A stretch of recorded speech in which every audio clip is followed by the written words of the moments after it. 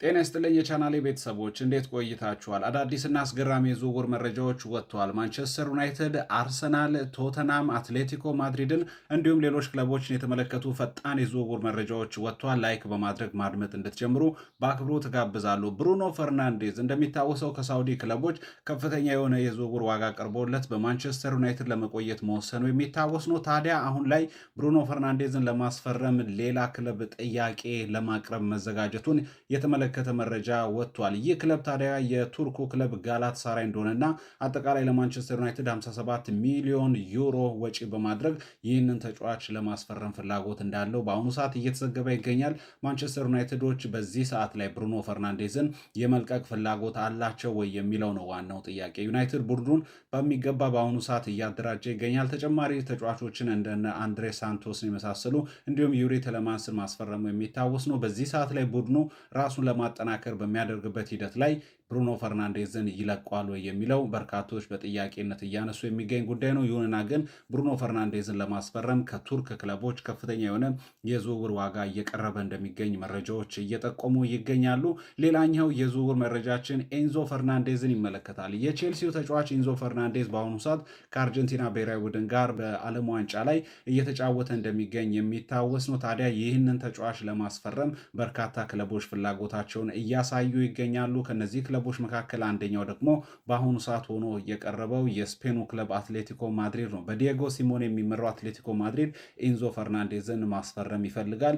ሪያል ማድሪድ ይገባል ተብሎ ይጠበቅ ነበር። ነገር ግን ሪያል ማድሪዶች በይፋ መግለጫም ጭምር ሰጥተውበት ይህንን ተጫዋች በዚህ ሰዓት ላይ ለማስፈረም ምንም አይነት እንቅስቃሴ እያደረግን አንገኝም፣ ሚዲያዎች የሚያወሩት ውሸት ነው በሚል መግለጫ መስጠታቸው የሚታወስ ነው። ታዲያ ኤንዞ ፈርናንዴዝም ቢሆን በቼልሲ የመቆየት ፍላጎት የለውም። በይፋ እንኳን ባይናገርም ከቼልሲ ለመውጣት የተለያዩ ሙከራዎችን እያደረገ እንደሚገኝ ከዚህ ቀደም የተለያዩ መረጃዎች መውጣታቸው የሚታወስ ነው። ፍላጎትም የለውም በቼልሲ መቆየት። ታዲያ በቀጣይ አትሌቲኮ ማድሪድ ኤንዞ ፈርናንዴዝን ለማስፈረም ፍላጎት እንዳለው እየተዘገበ ይገኛል። ሌላኛው የዝውውር መረጃ ማንቸስተር ዩናይትድ እና አርሰናል በአሁኑ ሰዓት በአንድ ተጫዋች ላይ ፍላጎታቸውን እያሳዩ ይገኛሉ። ሁለቱ ቡድኖች ይህንን ተጫዋች ለማስፈረም ፉክክር ውስጥ መግባታቸውን የተመለከተ መረጃ እየወጣ ይገኛል። ይህ ተጫዋች ብሩኖ ጊማሬሽ ነው። የኒውካስል ዩናይትዱን ተጫዋች ለማስፈረም አርሰናል ከስምምነት ላይ ደርሷል።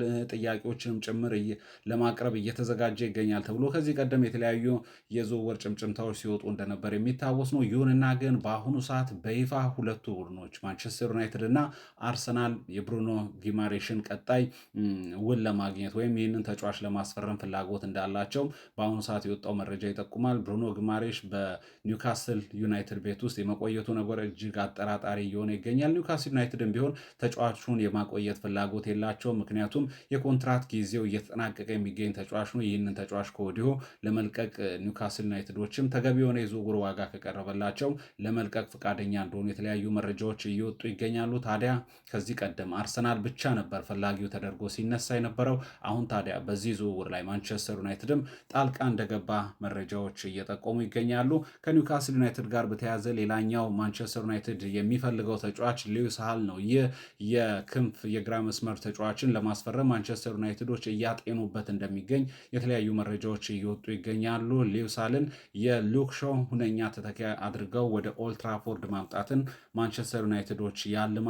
ታዲያ በቀጣይ ይሄ ተጫዋችም የዝውውር መስኮቱ እስኪጠናቀቅ ድረስ ወደ ማንቸስተር ዩናይትድ ሊያመራ እንደሚችል የተለያዩ መረጃዎች እየወጡ ነው የሚገኘው። ሌላኛው የዝውውር መረጃ አማድ ዲያሎን ይመለከታል። የማንቸስተር ዩናይትዱን የክንፍ መስመር ተጫዋች አማድ ዲያሎን ለማስፈረም አንድ የጣሊያን ክለብ ፍላጎት እንዳለው እየተነገረ ይገኛል። ይህ ክለብ ታዲያ በአሁኑ ሰዓት በአሰልጣኝ ሩበን አሞሪም እየተመራ የሚገኘው ኤሲ ሚላን እንደሆነ ነው መረጃዎች እየጠቆሙ የሚገኙት። ኤሲ ሚላን ሩበን አሞሪምን ቀጣዩ የቡድኑ ዋና አሰልጣኝ አድርጎ ከቀጠረ በኋላ በርካታ የማንቸስተር ዩናይትድን ተጫዋቾችን ከዚህ ቀደም በእርግጥ በማንቸስተር ዩናይትድ በአሰልጣኝነት ጊዜ በዋናነት ሲጠቀማቸው የነበሩ ተጫዋቾችን ሩበን አሞሪም አሁን ደግሞ ወደ ጣሊያን ማስኮብለል እንደሚፈልግ ነው መረጃዎችም እየጠቆሙ የሚገኙት። ከዚህ ቀደም ኑሳይር ማዝራዊን ሞሮኮዊን ተጫዋች ለማስፈረም ኤሲ ሚላን ፍላጎት እንዳለውና በማንቸስተር ዩናይትድ በኩል ይህንን ተጫዋች የመሸጥ ፍላጎት ካላቸው ለድርድር ዝግጁ እንደሆኑ መረጃዎች እየወጡ ነበር። አሁን ደግሞ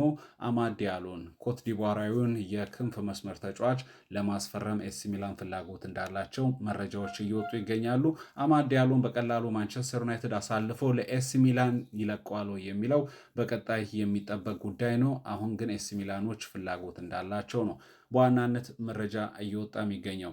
ሌላኛው የዝውውር መረጃ ቶተናም ሆትስፐር አሁን ደግሞ አርሰናል ለማስፈረም እንዲሁም ድርድር ለማድረግ ተዘጋጅቷል እየተባለ ስለሚገኘው ስለ ሞርጋን ሮጀርስ ዝውውር ላይ ቶተናሞችም ጣልቃ መግባታቸውን የተመለከተ መረጃ እየወጣ ይገኛል። ሞርጋን ሮጀርስ ከእንግሊዝ ብሔራዊ ቡድን ጋር በዓለም ዋንጫው ላይ ተመልክተናል። ባሳለፍነው የውድድር ዓመት በእንግሊዝ ፕሪሚየር ሊግ ከአስቶን ቪላ ጋር እጅግ አስደናቂ የውድድር ጊዜን ያሳለፈ ተጫዋች እንደነበር የሚታወስ ነው። ታዲያ ይህንን ተጫዋች ለማስፈረም ቶተናም ሆትስፐሮችም ጣልቃ እንደገቡ መረጃዎች እየወጡ ይገኛሉ። ቶተናም ሆትስፐር ከአብዛኞቹ የእንግሊዝ ታላላቅ የእንግሊዝ ቡድኖች በተሻለ መልኩ በእንግሊዝ ፕሪሚየር ሊግ የዝውውር መስኮት ላይ እየተሳተፈ የሚገኝ ቡድን እንደሆነ እየተመለከትን እንገኛለን። ጠንካራ የሆነ የዝውውር ጊዜን ማሳልፏል። ሳንድሮ ቶናሊን ከኒውካስል ዩናይትድ ማስፈረሙ የሚታወስ ነው።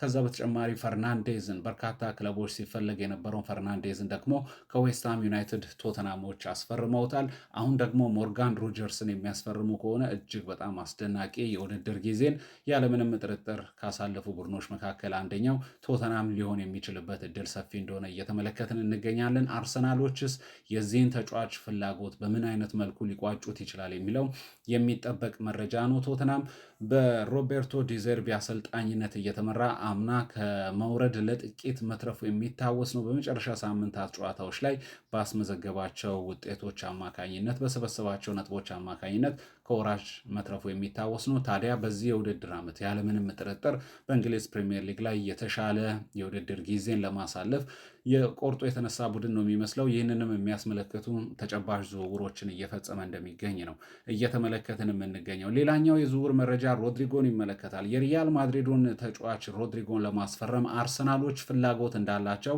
መረጃዎችን እየተመለከትኩ እገኛለሁ። ከዚህ ቀደም እንደምናስታውሰው ሮድሪጎ ከአርሰናል ጋር በጥሩ የተጫዋቾች የዝውውር መስኮትም ስሙ ሲነሳ እንደነበር የሚታወስ ነው። በመጨረሻም በሪያል ማድሪድ ለመቆየት መወሰኑ የሚታወስ ነው። በተለይ አሰልጣኝ ዣቪ አሎንሶ ከለቀቀ በኋላ አርቤሏ የሪያል ማድሪድ አሰልጣኝ መሆኑን ተከትሎ ሮድሪጎ በዋናነት በክለቡ ለመቆየት ፍላጎት ማሳየቱንና በዛው እንደሰነበተ የሚታወስ ነው። አሁን ታዲያ በድጋሚ አርሰናሎች የዚህን ተጫዋች ዝውውር ለማጠናቀቅ ሊሰሩ እንደሚችል የተለያዩ መረጃዎችን እየተመለከትን ነው የምንገኘው። በቀጣይ ሮድሪጎ ብራዚላዊ ተጫዋች በእርግጥ በአሁኑ ሰዓት በጉዳት ከሜዳ ላይ ርቆ የማገገሚያ ጊዜው ላይ ነው የሚገኘው። ይህ ተጫዋች የአሰልጣኝ ጆዜ ሞሪኖ የቡድን አባል ውስጥም በቀጣይነት በዋናነት ሊቆይ እንደሚችል እና ጆዜን ፍላጎት እንዳላቸው መረጃዎች እየወጡ ይገኛሉ። ይሁንና ግን አርሰናሎች በድጋሚ ይህንን ተጫዋች ለማስፈረም ፍላጎታቸውን እያሳዩ እንደሚገኝ ነው መረጃዎች እየጠቆሙ የሚገኘው። ሌላኛው የዝውውር መረጃችን የማንቸስተር ሲቲውን ተጫዋች ሳቪኒዮን ይመለከታል። ሳቪኒዮን ለማስፈረም ቶተናም ሆትስፐሮች ፍላጎት አላቸው የሚል መረጃን እየተመለከትኩ እገኛለሁ። ሳቪኒዮ በማንቸስተር ሲቲ ቤት ውስጥ የታሰበውን ያክል ቋሚ መሰለፍ እድልን እያገኘ አይገኝም። በእርግጥ የመጀመሪያ የውድድር ዓመቱ ጥሩ ነበር። ከዛ በኋላ የነበሩ የውድድር ጊዜያት ላይ ጥሩ የሚባል ጊዜን ማሳለፍ አልቻለም። አሁን ታዲያ ክለቡን ለመልቀቅ ፍላጎት እንዳለው መረጃዎች እየወጡ ይገኛሉ። በቀጣይ ታዲያ ወደ ቶተናም ሊያመራ እንደሚችል መረጃዎች እየወጡ ይገኛሉ።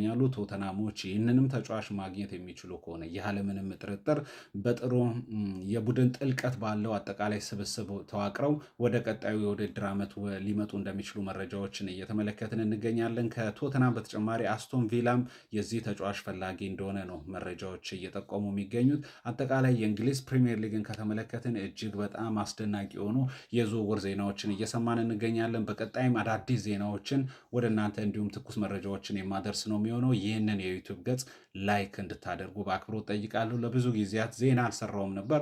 ይህንን ተከትሎ የዩቲዩብ ቻናል እይታው ወርዷል። ይህንን ለማሳደግ ደግሞ የእናንተን ላይክ ማድረግ በደንብ እፈልጋለሁ። ላይክ እንድታደርጉልኝ፣ ሼር እንድታደርጉልኝ በአክብሮት ጠይቃለሁ። ይመቻችሁ።